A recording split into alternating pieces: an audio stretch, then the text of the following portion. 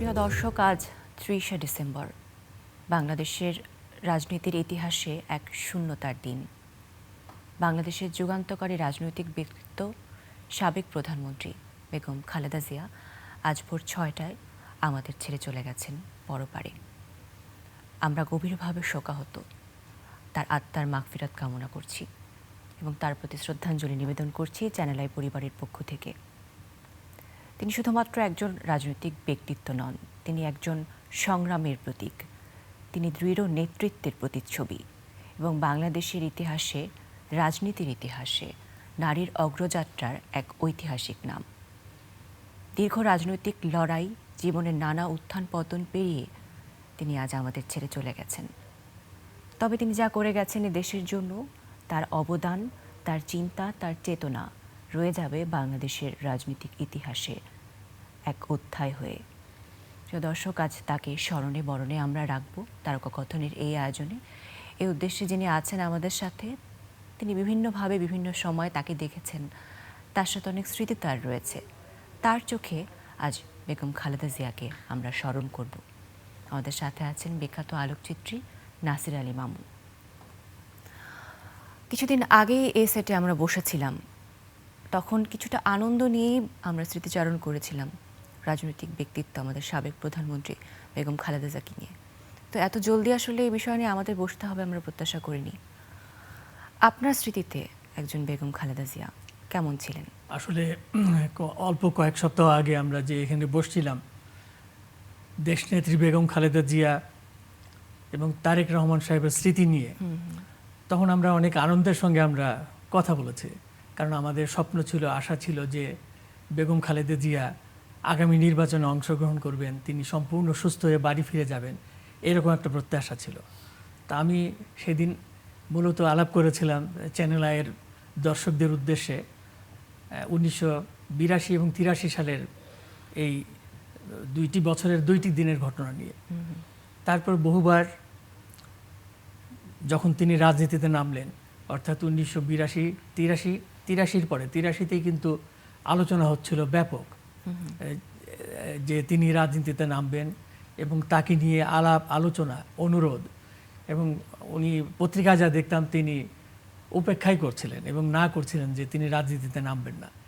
শেষ পর্যন্ত রাজনীতিতে তিনি এলেন এবং ওই প্রথম দিকে বেশ কয়েকটা সময় আমি রাষ্ট্রপতি জিয়াউর রহমান সাহেবের মাজারে এবং সংসদ ভবনের কাছাকাছি কতগুলি জনসভায়, এমনকি ট্রাকের উপরে, গাড়ির বাইরে, তার গাড়ির প্যাজোর গাড়ির বাইরে তিনি জানালা খুলে মাইকে বক্তৃতা দিচ্ছেন, হ্যান্ড মাইকে, এরকম অনেকগুলো দৃশ্যের ছবি তোলার সুযোগ হয়েছিল। এবং সেই ছবিগুলো আমরা দেখেছি এবং তার রাজনৈতিক বিভিন্ন অধ্যায় জীবনে, সেই অধ্যায়গুলোতেও আপনি তাকে দেখেছেন এবং রাজনীতির বাইরেও তাকে আপনি দেখেছেন। একদম শুরুর পরিচয়টা আসলে কেমন ছিল এবং আপনার স্মৃতিতে বেগম খালেদা জিয়া তখন কেমন ছিলেন? আমি একটু বলে নিই তার আগে, আমি যেহেতু প্রেস ফটোগ্রাফার না, নিউজ ফটোগ্রাফার না, আমি পোর্ট্রেট ফটোগ্রাফি করি, কাজী মুহূর্ত বন্দি করা কিন্তু আমার আসল কাজ। আর প্রেস ফটোগ্রাফারদের কাজ হলো এই ধরনের নেতা নেত্রী, তার প্রত্যেকটি মুভমেন্ট, তার সব কিছু ফলো করা। কাজেই আমি যেসব দৃশ্য ধারণ করেছি সেই সব জায়গায় আমি মুহূর্তবন্দি করার চেষ্টা করেছি।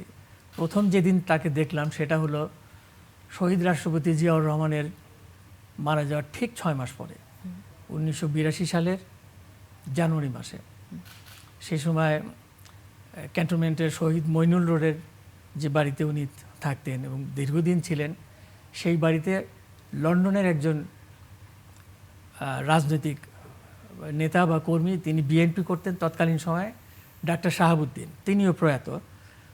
তিনি বেগম খালেদা জিয়ার সঙ্গে অ্যাপয়েন্টমেন্ট করেছিলেন এবং আমাকে নিয়ে গেলেন যে তুমি যদি যাও একটা ভালো ছবি আমাদের তুলে দিতে পারবে, তুমি পোর্ট্রেট করার সুযোগ পাবে।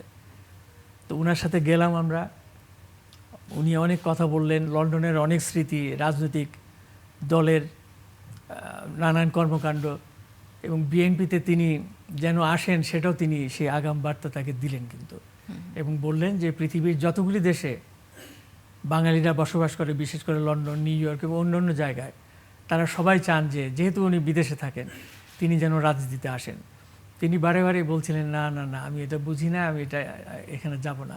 খুব অল্প কথায় উনি বলছিলেন এবং স্মিত হাসি, কিন্তু ভেতরে একটা গভীর বেদনা তার।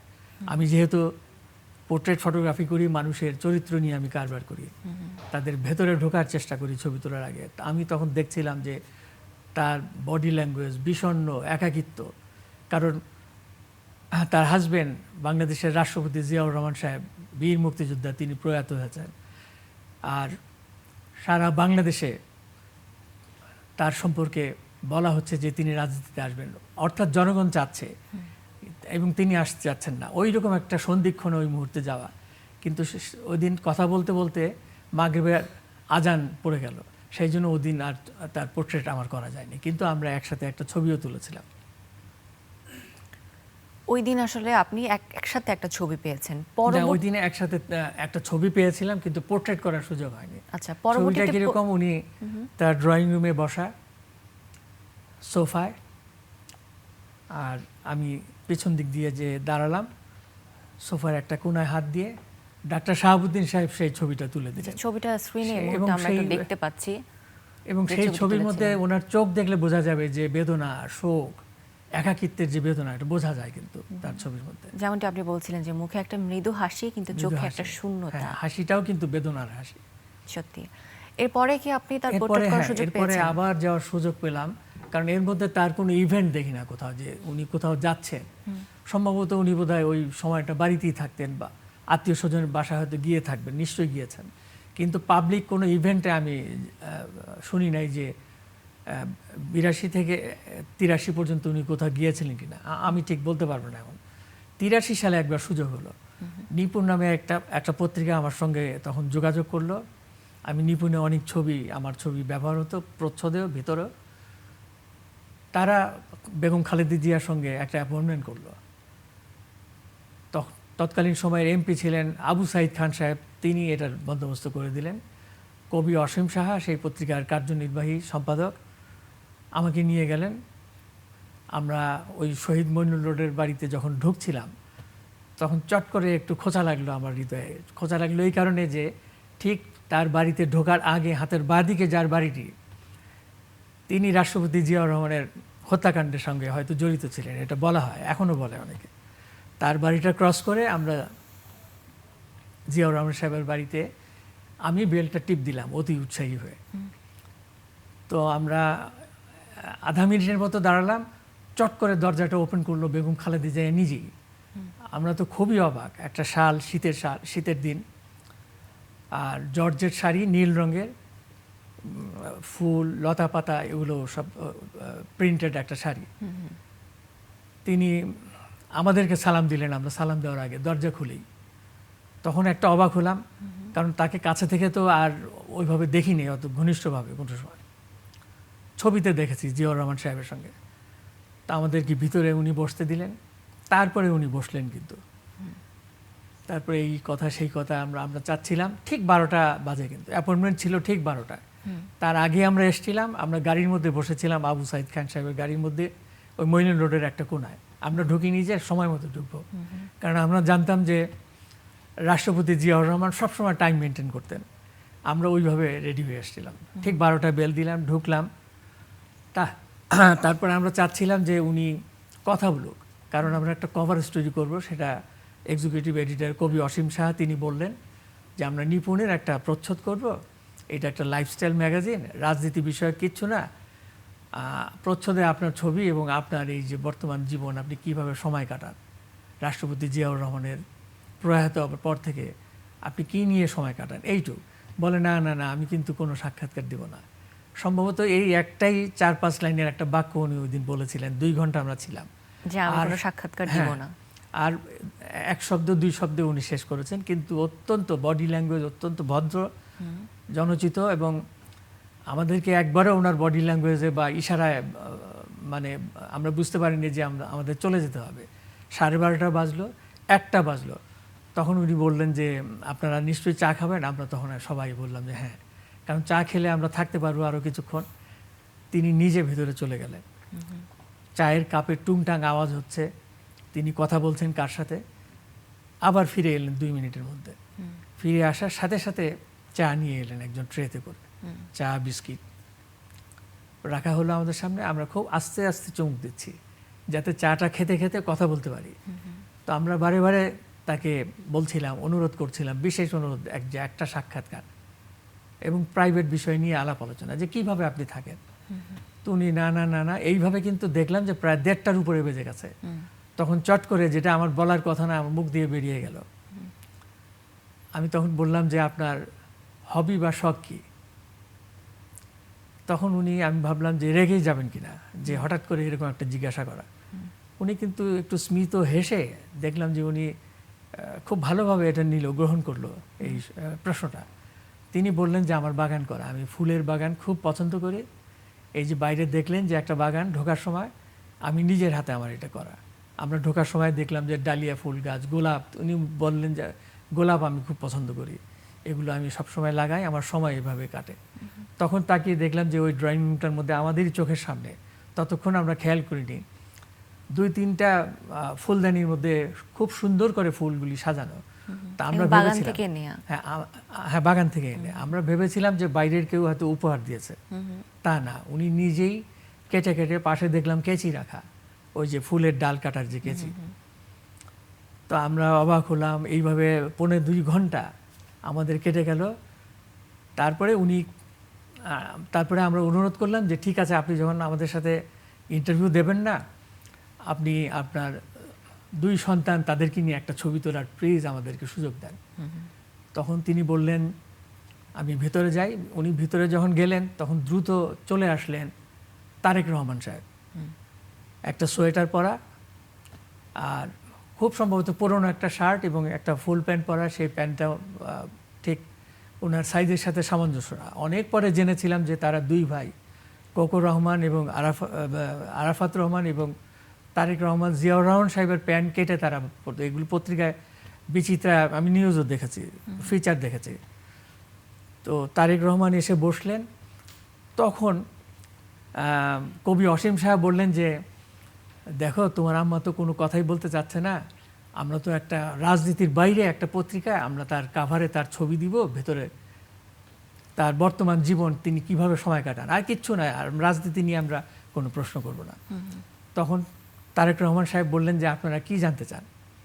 তখন উনি বললেন যে ওনার দেশের বাড়ি কোথায়? তারেক রহমান বললেন নোয়াখালী। তারপরে আরেকটা প্রশ্ন করলেন যে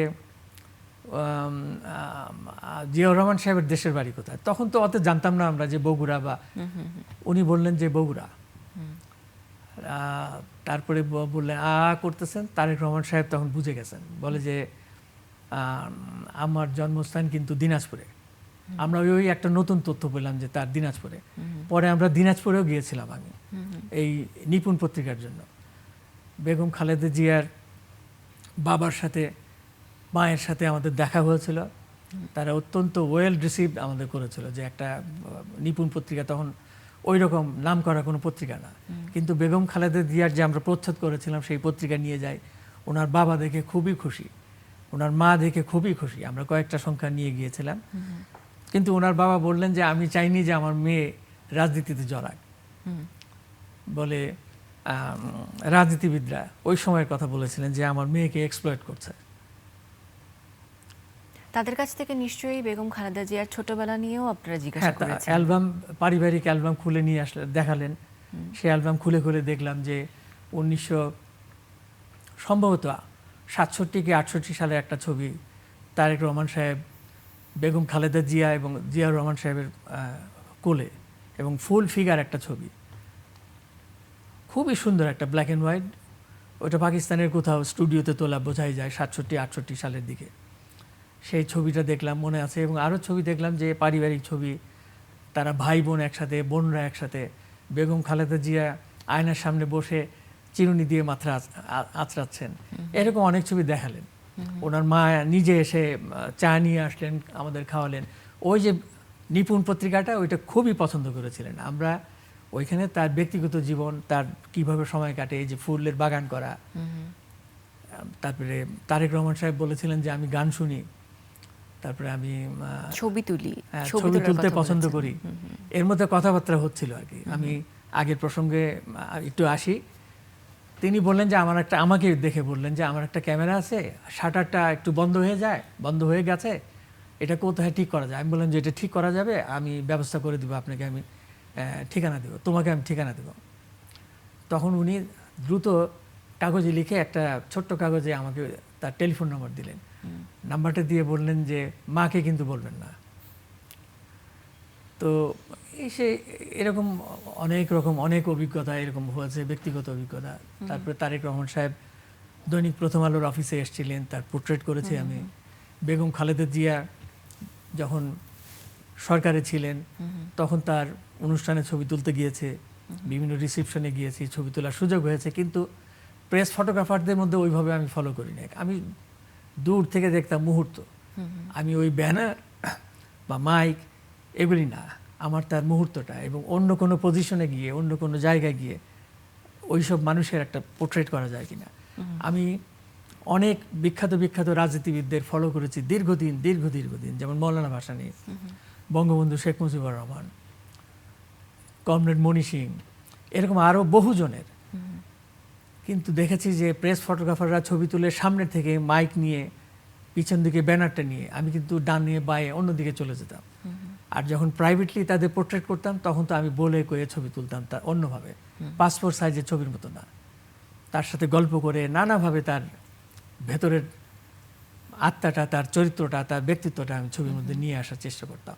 বেগম খালেদা জিয়ারও কিন্তু এরকম একটা মুহূর্ত, যখন তিনি বিরোধী দলীয় নেত্রী ছিলেন তখন খুব কাছে থেকে প্রথম আলোর সম্পাদক মতিউর রহমান, তার সাথে গিয়েছিলাম। তো তিনি একটা সাক্ষাৎকার নিয়েছিলেন, বেশ বড় সাক্ষাৎকার, 1.5 ঘন্টা।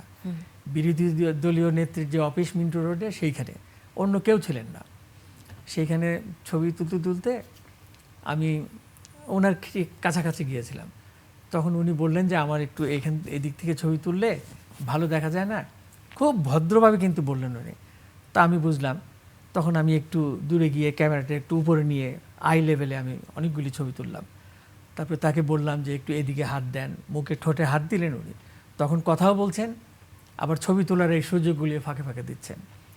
তো ওই দিন খুব ভুল হয়েছে আজকে মনে হচ্ছে, এই যে আজকে উনি আমাদের ছেড়ে চলে গেছেন, এই যে আপসহীন একজন নেত্রী, তার সঙ্গে কিন্তু ওই 82 সালের পরে আর একসাথে আর কোনো ছবি তোলার সুযোগ হয়নি। সেদিন খুব সুযোগ ছিল, কিন্তু সেই সুযোগটা হাতছাড়া করেছিলাম। কারণ ইন্টারভিউ চলছিল, সময়টাও 1.5 ঘন্টা কিভাবে যেন পার হয়ে গেল। নানাভাবে তাকে দেখেছি, এরপরও দেখেছি। আপনার কোনো প্রশ্ন থাকলে বলেন, আমি তো এক নাগারে বলেই যাচ্ছি। আমি আসলে মুগ্ধ হয়ে শুনছি, কারণ আপনি যেভাবে বর্ণনা করছেন বিভিন্ন ইন্টারভিউতে, আসলে পড়তে গেলে এই তথ্যগুলো পাওয়া সম্ভব না। এবং আমি দেখছিলাম যে আপনি ভাবতে বা বলতে স্মৃতিচারণ করছিলেন এই সময়। আসলে আয়োজনের একেবারেই শেষ দিকে আছি আমরা, জাস্ট ছোট্ট করে একটু শুনতে চাই যে আপনার চোখে যদি একজন বেগম খালেদা জিয়াকে 2 বাক্যে বর্ণনা করতে বলি, আপনি কিভাবে বলবেন? আমাদের বাংলাদেশের রাজনৈতিক ইতিহাসের একটি যুগের অবসান হলো আজকে। শুধু উনি প্রয়াত হননি, একটি যুগের অবসান হলো। এবং রাজনীতির যে একটা আপসহীন একটা বাংলাদেশে আমরা যেটা বলি, এটা কিন্তু তার জীবন দিয়ে তিনি দেখিয়েছেন। তিনি এই জন্য আমি বলি যে তিনি যেমন আপসহীন, তিনি কিন্তু একজন বিপ্লবীও, সরব বিপ্লবীও। এবং তিনি দেশে থেকেছেন, দীর্ঘদিন কারাগারে থেকেছেন, আপোষ তিনি করেন নাই। দেশের মানুষকে ছেড়ে যাননি, দেশের মাটিকে ছেড়ে যাননি, পরিস্থিতি যাই হোক না কেন। অত্যন্ত ব্যথিত এই কারণে যে আমি নিজেও, যে সামনেই আমাদের নির্বাচন, আমরা চেয়েছিলাম এই নির্বাচনে তিনি অংশগ্রহণ করুক। আসলে মানে কিছু সময় আমরা ভাষাহীন হয়ে যাই। তার সুযোগ্য সন্তান দেশে ফিরেছেন, তারেক জিয়া, এবং তাকে ঘিরে এখন এই দেশের জনগণের অনেক স্বপ্ন। তিনি আমাদের আসলে এখন একটা আশার প্রতীক। এই কারণে আশার প্রতীক, রাজনীতিবিদ হিসাবে তিনি এখন অসম্ভব ম্যাচিউর, প্রজ্ঞাবান, এবং তার কথায়, তার লাইফস্টাইল, তার বডি ল্যাঙ্গুয়েজ সেটাই বলে আসলে। আমার মনে হয় যে সামনের যে নির্বাচন, সেই নির্বাচনে তার যে নেতৃত্ব, সেই নেতৃত্ব আমরা সম্পূর্ণভাবে দেখতে পারবো। আমরা সেই জন্য মুখিয়ে আছি। সত্যিই তাই। অনেক ধন্যবাদ আপনাকে আজকের এই কি বলবো, স্মরণ করে রাখা এই দিনটি বাংলাদেশের রাজনৈতিক ইতিহাসের জন্য, সেখানে আপনি আপনার স্মৃতি থেকে আমাদের সাথে এই মুহূর্তগুলো ভাগাভাগি করেছেন। আপনার স্মৃতি থেকে আমরা একজন বেগম খালেদা জিয়াকে জানার চেষ্টা করেছি, স্মরণ করার চেষ্টা করেছি। ধন্যবাদ। আগামীতে আবারও দেখা হবে। দর্শকদের থেকে বিদায় নিতে চাই। দর্শক, আগামী 31শে ডিসেম্বর থেকে 2রা জানুয়ারি রাষ্ট্রীয় শোক, এই 3 দিন ঘোষণা করা হয়েছে। একজন বেগম খালেদা জিয়া, তিনি চলে গিয়েও আসলে যাননি, কারণ তার আদর্শ, তার চিন্তা, তার জীবন দর্শন সব কিছু আমাদের আগামীর রাজনীতির পথকে আরও সুপ্রসারিত করবে। যে স্বপ্ন এদেশের মানুষ তাকে নিয়ে দেখেছিল, যে অপেক্ষা তার জন্য ছিল, তার সুযোগ্য সন্তান তারেক জিয়া হয়তো সেই স্বপ্নের প্রতিফলন দেখাতে পারবেন, এদেশের মানুষের প্রত্যাশায় পৌঁছে দিতে পারবেন। দর্শক, সকলকে আবারও ধন্যবাদ জানিয়ে আজকের আয়োজন থেকে বিদায় জানাচ্ছি।